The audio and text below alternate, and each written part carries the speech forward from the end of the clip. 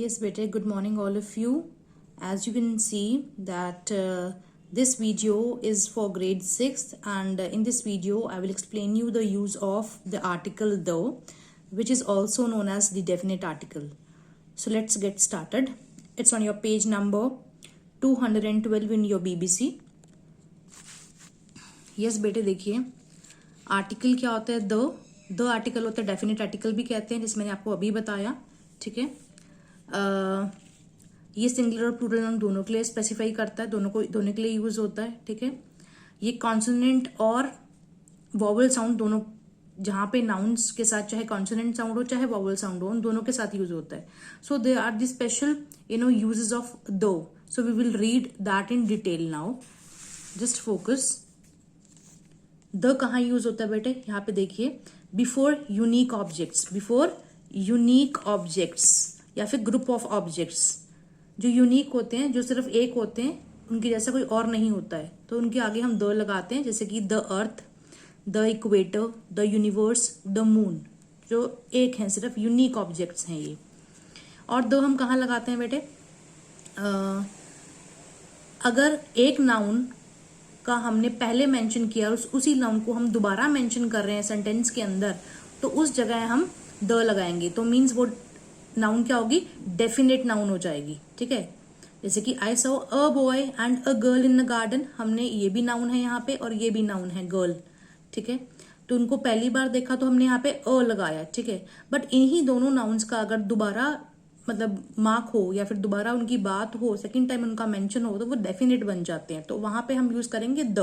तो द लगाते हैं हम डेफिनेट नाउन के साथ. जैसे कि the girl was crying and the boy looked the confused. Next देखिए बेटे, before a noun made definite by addition of a phrase और अ क्लॉज. कि नाउन उस नाउन के आगे भी लगता है जो डेफिनेट बन चुकी है, लेकिन किसके साथ? फ्रेज के साथ. जैसे कि in the garden, the boy in the garden, ये फ्रेज है, उसके साथ भी हम द लगाते हैं. नेक्स्ट देखिए, यहां पे अगर कोई पर्टिकुलर थिंग के बारे में बात कर रहे हैं, before a noun representing only one particular thing, जैसे कि mother is in the kitchen. Okay, the kitchen of speakers house, उन्हीं की किचन है, ये पर्टिकुलर किचन है, that's why we have used the. Before a proper noun only when it is qualified by an adjective. Proper noun, ये proper noun है, Shakespeare. इसके आगे adjective लगा, जैसे कि इमॉर्टल. ठीक है, तो उन्होंने क्या बोला है? उसके आगे भी द लगाएंगे अगर प्रॉपर नाउन को क्वालिफाई एक एडजेक्टिव कर रहे, जैसे कि द इमॉर्टल शेक्सपियर. नेक्स्ट देखिए, सुपरलेटिव्स के आगे भी लगाते हैं हम द, और ऑर्डिनल्स के लिए भी लगाते हैं. सुपरलेटिव्स मतलब जो आपकी सुपरलेटिव थर्ड डिग्री होती है आपकी एडजेक्टिव्स की, जैसे कि the longest, the highest, okay, the best. Ordinals जैसे कि फर्स्ट, सेकंड, थर्ड, फोर्थ, उनके आगे भी हम द लगाते हैं, जैसे कि the best book, the first chapter. फिर देखिए बेटे, before a singular noun to represent a class of animals और थिंग्स. कि एक सिंगुलर नाउन का हमने मतलब मेंशन किया है, लेकिन हम उस सिंगुलर नाउन को रिप्रेजेंट करके हम किसकी बात कर रहे हैं? पूरी जाति की बात कर रहे हैं, पर उनकी क्लास को स्पेसिफाई कर रहे हैं. जैसे कि यहाँ पे elephant is the largest land animal. अब एलिफेंट हमें पता है, हमने यहाँ पे एक एलिफेंट लिखा, एलिफेंट्स नहीं लिखा है.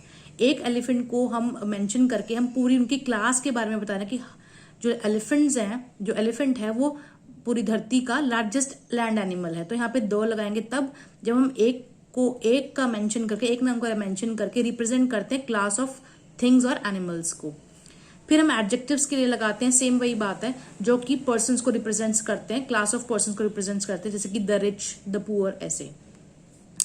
फिर हम लगाते हैं seas, rivers, group of islands, chains of mountains, deserts. इन सबके नेम्स के आगे भी हम द लगाते हैं. ये this you all know very well, the Indian Ocean, the Burmas, the Himalayans, you know. Before the names consisting of noun, मतलब क्या रूल है, क्या कंडीशन है? अगर द उसके आगे भी लगाते हैं हम, अगर नाउन है फिर ऑफ है, मीन्स एक प्रपोजिशन है और फिर एक नाउन. जैसे कि यहाँ पे दिया हुआ है bay of Bengal, bay is a noun, Bengal is a noun, और बीच में क्या है? प्रपोजिशन है ऑफ. तो आगे क्या लगाया? The bay of Bengal, the United States of America.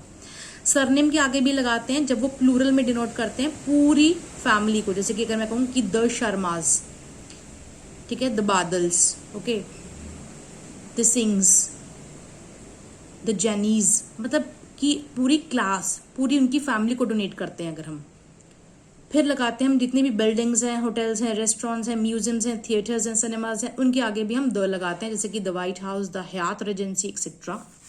Next देखते हैं बेटे, फिर देखिए बिफोर द न्यूज़पेपर्स, मैगजीन्स के आगे भी लगाते हैं, जैसे कि the Tribune, the India Today, the Times of India. Before names of races, ethnic groups and communities, races communities जैसे कि the Sikhs, the Chinese, the Indians, the English, the Japanese, उन ग्रुप्स और रेसेस के आगे भी लगाते हैं। फिर होली बुक्स के आगे भी लगाते हैं, होली बुक्स हमारी पवित्र बुक्स जिन्हें हम बोलते हैं, the Bible, the Gita. Abbreviations means short forms के आगे भी लगाते हैं, जैसे कि the UK, the ICICI etcetera.